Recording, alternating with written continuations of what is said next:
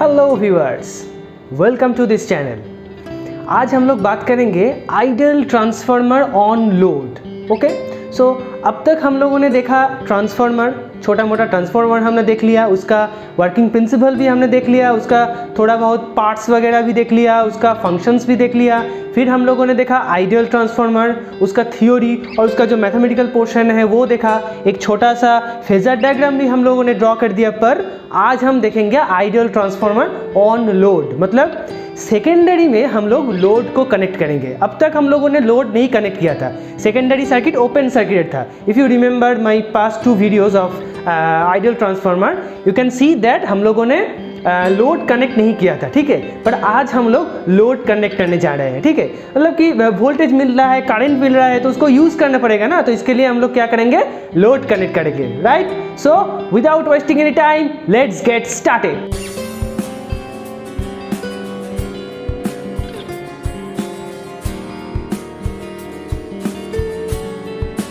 तो अब तक हम लोगों ने ये देखा कुछ, ठीक है। यहाँ पे देखो एक आइडियल ट्रांसफार्मर ये है, इसमें V1 सप्लाई वोल्टेज है, E1 induced EMF at primary, E2 is the induced EMF at secondary and V2 is the secondary terminal voltage, ठीक है। और एक बात मैं कहना चाहता हूँ कि यहाँ पे हमने इस वीडियो के लिए मतलब कि अभी तक हमने VS यूज़ करते थे, ठीक है, पर आज से हम लोग V1 यूज़ करेंगे, ठीक है। और क्योंकि ये जो E1 है इसके साथ सिमिलरिटी रखने के लिए हम लोग V1 यूज़ करें, और कुछ फंडा नहीं है इसमें, ओके।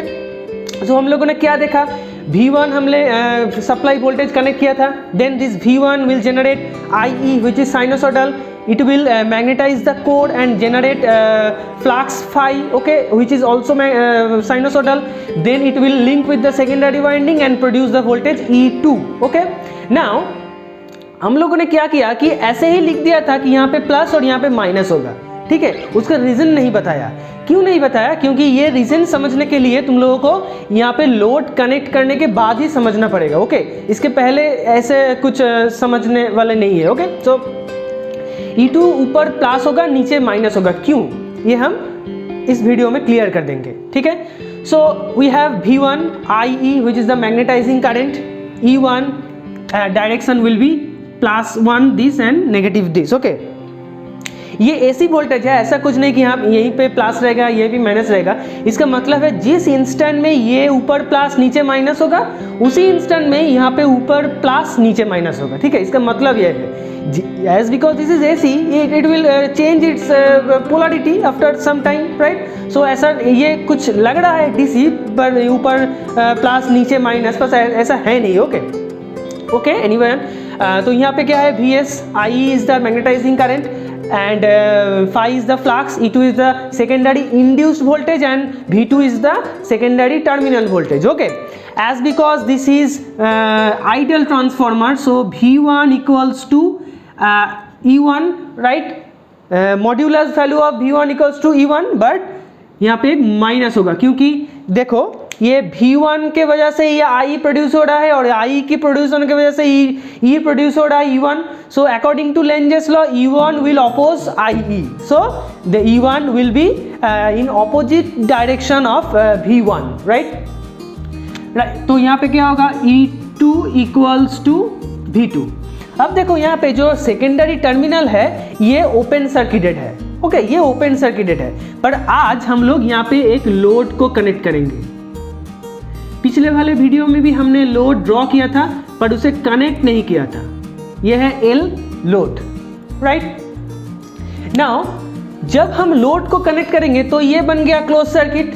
हम लोग सभी जानते हैं कि क्लोज सर्किट में करंट फ्लो करता है, तो यहाँ यहीं पे करंट फ्लो करेगा, क्योंकि यहाँ पे देखो एक EMF प्रोड्यूस हो रहा है और ये क्लोज सर्किट है, तो कंडीशन सेटिस्फाइड। तो यहाँ पे क्या होगा, करंट फ्लो करेगा। नाउ करंट फ्लो का डायरेक्शन क्या होगा, ये एक बहुत ही समझने वाली बात है कि करंट फ्लो का डायरेक्शन क्या होगा, ओके।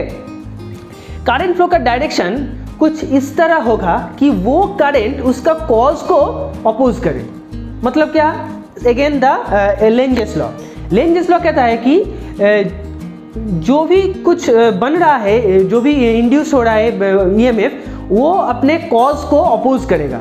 तो यहाँ पे देखो फाई की वजह से E2 प्रोड्यूस हो रहा है, राइट, एंड E2 की वजह से I2 प्रोड्यूस हो रहा है, ओके, सो I2 का डायरेक्शन कुछ इस तरह होगा कि वो फाई को अपोज करेगा। अपोज करेगा मतलब उसके ऑपोजिट डायरेक्शन में एक फ्लक्स को भेजेगा। इस फाई का डायरेक्शन क्या है?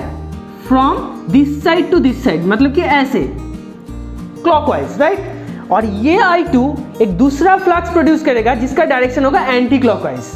देन क्या करेगा? वो I2 की वजह से जो फ्लक्स प्रोड्यूस हो रहा है वो इस फ्लक्स को मतलब कि मेन फ्लक्स को रिड्यूस कर देगा, राइट। सो ये I2 का डायरेक्शन क्या होगा? हम लोगों को सभी को पता है कि थंब रूल, ओके, हम लोग सभी को पता है थंब रूल। मतलब देखो यहाँ पे ये जो लिम्ब है कोर का, मतलब समझ लो ये, राइट। सो इस लिम्ब में फ्लक्स का डायरेक्शन क्या है? डाउनवर्ड्स, राइट, क्योंकि फ्लक्स इस तरफ से जाके इस तरफ आएगा, तो इस लिम्ब में जो फ्लक्स का डायरेक्शन है वो डाउनवर्ड्स है, ओके, मेन फ्लक्स का डायरेक्शन। नाउ I2 की, बिकॉज ऑफ द I2 जो फ्लक्स प्रोड्यूस होगा उसका direction must be in the upwards, clear, must be in the upwards, so that the flux produced by the I2 will oppose the main flux phi. Is that clear? Now अगर I2 की वजह से जो flux produce हो रहा है उसका direction ऊपर मतलब कि अपवर्ड्स होगा, तो I2 का डायरेक्शन किस तरफ होगा? देखो थंब रूल है, जो हमारा थंब रूल कहता है कि अगर ये सब फिंगर्स डायरेक्शन ऑफ करंट को रिप्रेजेंट करता है तो ये फिंगर डायरेक्शन ऑफ फ्लक्स को रिप्रेजेंट करेगा फॉर ए सॉलिनॉइड, ओके, मतलब कि ये कॉइल। तो इस लिम्ब में देखो ये क्या करता है? फ्लक्स की डायरेक्शन को इंडिकेट करता है, तो ये उंगली, ये फिंगर्स क्या करेगा? करंट फ्लो की डायरेक्शन को इंडिकेट करेगा, ओके। सो देखो यहाँ पे बिठाओ इस तरह, राइट, दैट मीन्स करंट इस तरह हो रहा है, इस तरफ से इस तरफ जा रहा है करंट इस तरफ से इस तरफ जा रहा है, then only the flux will be in the upward direction. समझ में आ गया सबको, राइट। सो करंट होगा कुछ इस तरफ, राइट, दैट मीन्स यहां पे होगा I2 कुछ इस तरह, right, direction will be from this side to that side, okay. अगर इस साइड से इस साइड फ्लो करता तभी I2 की वजह से जो फ्लक्स प्रोड्यूस हो रहा है वो ऊपर मतलब अपवर्ड डायरेक्शन में होगा, ओके।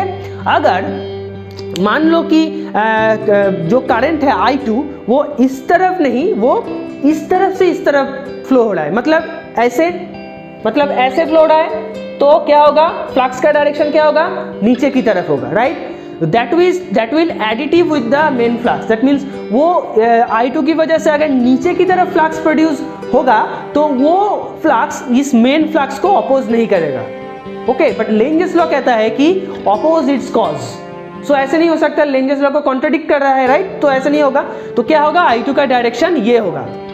पर यहाँ पे भी एक मसला है, ठीक है, यहाँ पे भी एक मसला है। क्या मसला है? देखो यहाँ का जो डायरेक्शन मतलब कि वाइंडिंग का जो डायरेक्शन है वो क्या है? ऐसे करके है, राइट, ऐसे करके है, ओके। देखो ये जो है ऊपर की तरफ है।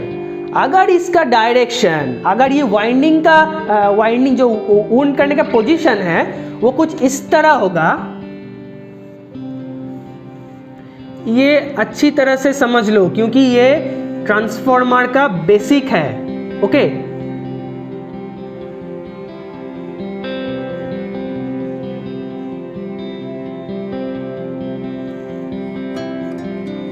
और ये जो है वाइंडिंग ये पीछे एज प्रीवियस होगा इस तरह से, ओके।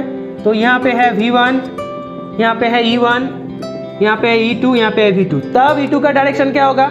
यहाँ पे इस तरफ से वाइंडिंग होने के वजह से ऊपर प्लस नीचे माइनस हो रहा है, ये है कॉज। पहले हमने नहीं बताया था पर अब ये क्लियर हो चुका है कि ऊपर क्यों प्लस है नीचे क्यों माइनस है, क्योंकि I2 का direction for this type of winding should be like this, so that's why ऊपर प्लस नीचे माइनस, ओके। पर यहाँ पे देखो वाइंडिंग अलग से है, मतलब इस जो लिम्ब है इसका उधर से है, वाइंडिंग उस तरफ से है। मतलब मान लो कि ये लिम्ब है, इसका इस तरफ से वाइंडिंग है, नॉट इस तरफ से है, ओके। समझ में आ गया? तो यहाँ पे क्या होगा? देखो यहाँ पे इधर प्लस और इधर माइनस होगा, सिमिलरली इधर प्लस और इधर माइनस होगा। और I2 का डायरेक्शन भी कहाँ पे होगा? इस तरफ, क्लियर? क्योंकि देखो ये जो वाइंडिंग है ये इस तरफ से है, कुछ इस तरफ से वाइंडिंग है, राइट? तो तभी ऊपर से फ्लक्स प्रोड्यूस होगा। अगर ये इस तरफ से करंट फ्लो होगा, मतलब कि इस डायरेक्शन करंट फ्लो होता है, तो क्या होगा, इसमें नीचे की तरफ फ्लक्स प्रोड्यूस हो रहा है। पर अगर ये I2 का डायरेक्शन इस तरफ from this side to this side है, देखो यहाँ पे इस साइड से इस साइड है, इस साइड से इस साइड तक है, ठीक है? तो क्या होगा, देखो फ्लक्स का डायरेक्शन ऊपर की तरफ है। ओके, सो ये हो गया मेन फ्लक्स की ऑपोजिट साइड फ्लक्स। क्लियर? इसको अच्छी तरह से समझ लो क्योंकि ये बेसिक्स है ट्रांसफार्मर का। Okay, so for this type of winding the two different types of winding, इसमें ये होगा, और ये अगर वाइंडिंग का डायरेक्शन हम लोग अगर चेंज कर दे तो ऐसे इसका जो I2 का डायरेक्शन है वो भी चेंज हो जाएगा। क्लियर? सो फिलहाल हम इसको मिटा देते हैं और ये लेके हम लोग बढ़ते हैं आगे की तरफ। ठीक है, तो हम लोगों को मिल गया क्या, ये जो I2 का डायरेक्शन मिल गया। ठीक है, तो फिर से एक बार रिकैप्चुलेट कर लेते हैं। V1 उसके वजह से E1 प्रोड्यूस हो रहा है, उसके वजह से phi प्रोड्यूस हो रहा है, मतलब V1 की वजह से I, उसके वजह से E1 प्रोड्यूस हो रहा है, उसके वजह से phi प्रोड्यूस हो रहा है, phi की वजह से E2 प्रोड्यूस हो रहा है, और V2 हम लोग को मिलता है टर्मिनल वोल्टेज। अगर हम लोग यहाँ पे लोड कनेक्ट करते हैं तो I2 का डायरेक्शन इस तरफ से इस तरफ होगा। ओके, तो I2 क्या करेगा, इसके ऑपोजिट डायरेक्शन में एक फ्लक्स को भेजेगा, राइट? उसका नाम है phi dash। Clear? So phi dash will try to reduce the main flux phi. It will gradually reduce the main flux phi. Now this phi is directly proportional to IE. Clear? So it will oppose the IE. अगर ये reduce होगा, अगर phi reduce होगा then IE भी reduce होगा, right? IE reduce होने से E1 भी रिड्यूस होगा। क्लियर? पर हम लोगों ने लिखा कि इसका जो मॉड्यूलस वैल्यू है V1 और E1, इसका मॉड्यूलस वैल्यू सेम है, डायरेक्शन अलग है इसलिए माइनस, पर मॉड्यूलस वैल्यू मतलब कि जो स्केलर वैल्यू है वो सेम है, राइट? और एक रीजन है, हमारा जो सप्लाई वोल्टेज है वो तो फिक्स्ड है ना, वो तो वेरी नहीं कर रहा है, वो लोड के ऊपर डिपेंड नहीं है। ओके, वो हमारे ऊपर डिपेंड है, हम कितना सप्लाई दे रहे हैं वहाँ पे। ठीक है, मान लो यहाँ पे 220 हम लोगों ने दिया तो यहाँ पे 220 ही रहेगा ना। पर देखो अगर E1 रिड्यूस हो रहा है और I रिड्यूस हो रहा है तो V1 भी रिड्यूस होना चाहिए, है कि नहीं? V1 भी रिड्यूस होना चाहिए क्योंकि V1 is directly proportional to IE, right? V1 अगर बढ़ेगा, वोल्टेज बढ़ेगा तो करंट बढ़ेगा, अगर वोल्टेज घटेगा तो करंट घटेगा, तो वोल्टेज फिक्स रहेगा तो करंट भी फिक्स रहेगा, मतलब कि ये फिक्स्ड है तो इसको भी फिक्स रहना चाहिए। अगर V1 फिक्स्ड है तो IE भी फिक्स रहेगा, must be fixed, right? So यहाँ पे देखो एक कॉन्ट्रडिक्शन हो रहा है, मतलब I2 की वजह से phi dash प्रोड्यूस हुआ, phi dash की वजह से phi जो मेन फ्लक्स है वो रिड्यूस होता गया। क्लियर? और उसके रिडक्शन से देखो IE और E1 सब रिड्यूस होता गया। पर यहाँ पे आगे हम लोगों ने एक कॉन्ट्राडिक्ट पाया कि V1 तो फिक्स्ड है, V1 तो रिड्यूस नहीं हो सकता ना, तो क्या होगा? तो V1 चाहेगा कि ये जो I है इसको वैसे ही रहे, मतलब इसका जो वैल्यू है उसको फिक्स रखना चाहेगा। ओके, तो फिक्स कैसे रहेगा? तब क्या करेगा, जब हम लोगों ने whenever we connect a load then I2 will start flowing. Due to this I2, this all things phi, IE and E1 will start reducing. Then the supply voltage will produce or will push another current, another some amount of current to the primary winding. कुछ और current भेजेगा primary winding में। Clear? क्योंकि उसका जो I है वो reduce हो रहा है, वो देख के V1 और भी करंट भेजेगा प्राइमरी वाइंडिंग में, so that the IE will increase, मतलब कि IE फिक्स रहे उसका पुराना वैल्यू में, और ये अगर फिक्स रहेगा तो ये भी फिक्स रहेगा। ओके, सो ऐसे होता है ट्रांसफार्मर का प्रिंसिपल। तो क्या होगा, I2 की वजह से एक एक्स्ट्रा करंट सप्लाई से ड्रॉन होगा प्राइमरी वाइंडिंग की तरफ। मान लो कि वो है I1 डैश। क्लियर? ये नो लोड कंडीशन में नहीं था, ठीक है, ये किंतु नो लोड कंडीशन में नहीं था, ये सिर्फ आएगा जब हम लोग लोड को कनेक्ट करेंगे। Clear? So I1 dash, now जो टोटल प्राइमरी करंट है वो होगा I1 equals to I1 dash plus IE।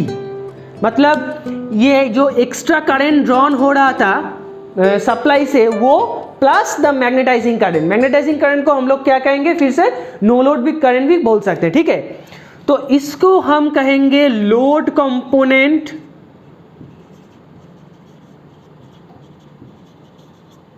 Of primary current, और इसको हम करेंगे कि नो लोड करंट। राइट? ये देखो क्यों, इसका सिग्निफिकेंस क्या है, ये देखो load component of primary current, मतलब इससे बहुत अच्छी तरह से समझ में आ रहा है कि लोड कनेक्ट होने के बाद ही ये जो कंपोनेंट है करंट का, प्राइमरी करंट का ये जो कंपोनेंट है ये आ रहा है, तो ये load component of the primary current. But ये लोड के ऊपर डिपेंडेंट नहीं है, ये पहले से ही था, नो लोड कंडीशन में भी था, तो ये है no load current, no load current. Okay, so total primary current, this one is total primary current. Okay, this one is total primary current. Total primary current is the vector sum. Obviously this should be the vector sum. Okay, vector sum. ये क्यों vector sum है, ये हम लोग जब phasor diagram draw करेंगे इसके अगले वाले क्लास में तब समझेंगे कि ये क्यों फेजर हम लोगों ने लिखा, ठीक है। क्योंकि यहाँ पे सभी जो है ना तो वेक्टर है, ये वाला सब वेक्टर है, तो ये vector summation of I1 and IE। Clear? So ये हो गया एक्स्ट्रा, ये जो I1 डैश है ये है extra current drawn from the supply due to the presence of I2, that means load. Clear? So हम लोग ये क्या कह सकते हैं कि फिर से हम लोग लिखेंगे कि I1 इक्वल्स टू ये। ओके, मतलब ये this I1 dash is proportional to I2। Clear? तो हम लोग लिख सकते हैं कि I1 dash N1 equals to I2 N2। मतलब ये जो एक्स्ट्रा करंट ड्रॉन हो रहा है प्राइमरी से, वो और N1 मतलब कि number of turns at primary, number of turns at primary is N1 and N2। Okay, ये हमने लिखना भूल गए थे। Number of turns at primary into the extra current, load component of primary current equals to I2 into N2। क्यों होगा? क्योंकि ये जो I1 डैश है ये I2 के ऊपर डिपेंडेंट। सो MMF, इसको क्या कहेंगे? MMF। इसको क्या कहेंगे? इसको भी MMF कहेंगे। ये है सेकेंडरी का, ये है प्राइमरी का। ओके, सो ये MMF और ये MMF सेम रहेगा। क्लियर? नेक्स्ट वन इज, हम लोग ये कह सकते हैं कि ये जो I है ये नेग्लिजिबल है। क्योंकि ये जो I है ये क्यों नेग्लिजिबल है? क्योंकि ये जो ट्रांसफार्मर है आइडल है, तो ये बहुत कम करंट से ही मैग्नेटाइज हो जाता है। ठीक है, ये हम एज्यूम कर लिए। ठीक है, so IE equals to 0 assuming और if, right? So we can write I1 equals to I1 dash. Clear? तो यहां से हम क्या लिख सकते हैं? N1 I1 equals to N2 I2। Okay, देखो MMF at primary equals to MMF at secondary, मतलब ट्रांसफार्मर में दोनों साइड का MMF मैग्नेटोमोटिव फोर्स सेम रहता। ठीक है, समझ में आया?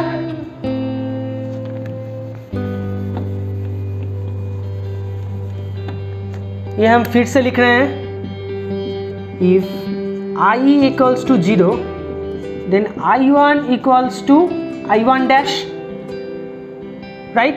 सो यहाँ से हम लोग क्या लिख सकते हैं, N1 I1 equals to N2 I2। Clear. अब हम लोगों को पिछले वाले वीडियो में क्या देखा था, पिछले वाले वीडियो में कि E1 by N1 equals to E2 by N2, right. मतलब कि EMF per turn at primary equals to EMF per turn at secondary. Okay, now यहाँ पे क्या है, V1 equals to E1 modulus value and E2 equals to V2। So यहाँ से हम लोग क्या लिख सकते हैं, E1 की जगह में V1 by N1 equals to V2 by N2, V1 by V2 equals to N1 by N2, यह है V1 by V2 equals to N1 by N2। ये बहुत ही इंपॉर्टेंट एक फॉर्मूला है, अच्छी तरह से याद रखो, ठीक है। V1 by V2 equals to N1 by N2 for the transformer. मतलब क्या है, यहाँ से हम लोग कह सकते हैं कि जिस साइड का टर्न ज़्यादा है उस साइड में वोल्टेज है ज़्यादा है, वोल्टेज ज़्यादा है। मतलब क्या है, अगर यहाँ पे 220 वोल्ट है और यहाँ पे 100 टर्न्स है, यहाँ पे 200 टर्न्स है, तो सेकेंडरी में क्या मिलेगा हमको, 220 से ज़्यादा मिलेगा। क्लियर। और अगर मान लो कि यहाँ पे हमने 220 वोल्ट सप्लाई दिए हैं, यहाँ पे 200 टर्न्स है और यहाँ पे 100 टर्न्स है, मतलब सेकेंडरी में हम लोग क्या आउटपुट मिलेगा, 200 से कम।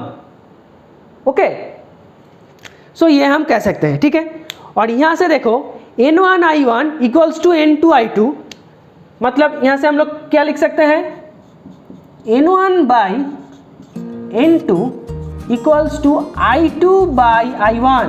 ये भी एक बहुत इंपॉर्टेंट फॉर्मूला है, remember it very very carefully. Okay, N1 by N2 equals to I2 by I1। Clear. मतलब करंट का जो वेरिएशन है वो इन्वर्सली प्रोपोर्शनल है। देखो जहाँ पे वोल्टेज ज़्यादा है, मान लो कि N1 में वोल्टेज ज़्यादा है, वहाँ पे करंट कम होगा, और जहाँ पे वोल्टेज कम है वहाँ पे करंट ज़्यादा होगा। ठीक है, तो हम लोगों ने जो कंपोनेंट्स वाला वीडियो था मेरा, वो कंपोनेंट्स वाले वीडियो में हम लोगों ने क्या देखा था कि लो वोल्टेज जो वाइंडिंग है उसका करंट ज़्यादा है, इसलिए वायर भी थिक है, राइट। और हाई वोल्टेज का जो वाइंडिंग है उसमें करंट कम है, इसलिए वायर भी थिन है, पतला है वायर। ठीक है, ये इसके कारण है। क्लियर, समझ में आया। तो हम लोगों ने देखा कि V1 by V2 equals to N1 by N2 and N1 by N2 equals to I2 by I1, right. और अब अगर हम लोग रिकॉल करेंगे पिछले वाले वीडियो में, तो हम लोगों ने क्या देखा था कि instantaneous value of primary supply voltage, okay, primary supply voltage equals to minus of E1। Clear. So minus of E1 means minus N1 d∅ by dt, right. और यहाँ पे क्या होगा, फिर से एक माइनस, E1 मतलब minus N1 d∅ by dt, यहाँ पे क्या होगा, फिर से एक माइनस, सो क्या हो गया, पॉजिटिव हो जाएगा। मतलब V1 equals to N1 d∅ by dt। Clear. Similarly V2 instantaneous value of terminal voltage V2 will be N2 d∅ by dt। Clear. So हम लोग क्या लिख सकते हैं, V1 by V2 equals to N1 by N2 equals to, यहाँ से हम लोग लिख सकते हैं कि I2 बाई I1। क्लियर। तो इस I को अगर हम इंस्टेंटेनियस टर्म में लिखेंगे तो हम लोगों को क्या मिलेगा, small I1 small I2 by small I1। Okay, यहाँ से हमने लिख दिया इंस्टेंटेनियस वैल्यू। सो अगर ये दोनों को अगर हम लोग इक्वेट करेंगे तो हम लोगों को क्या मिलेगा, V1 I1 equals to V2 I2। Okay, that means instantaneous power at primary equals to instantaneous power at secondary। okay, that means instantaneous जो power है वो चेंज नहीं हो रहा है, वो प्राइमरी में जो रहेगा सेकेंडरी में वही रहेगा, सेम रहेगा। Okay, so this is the behaviour of an ideal transformer on load. Okay, ये है सब इक्वेशंस और ये है थ्योरी। मैं फिर से रिकैप्चुलेट कर रहा हूँ क्या, यहाँ पे देखो सप्लाई वोल्टेज दिए हैं V1, यहाँ पे E1 प्रोड्यूस हो रहा है इंड्यूस्ड EMF एट प्राइमरी, यहाँ पे IE जो है मैग्नेटाइजिंग करंट और नो लोड करंट वो जा रहा है, उसके वजह से फाई जो मेन फ्लक्स है वो प्रोड्यूस हो रहा है, राइट।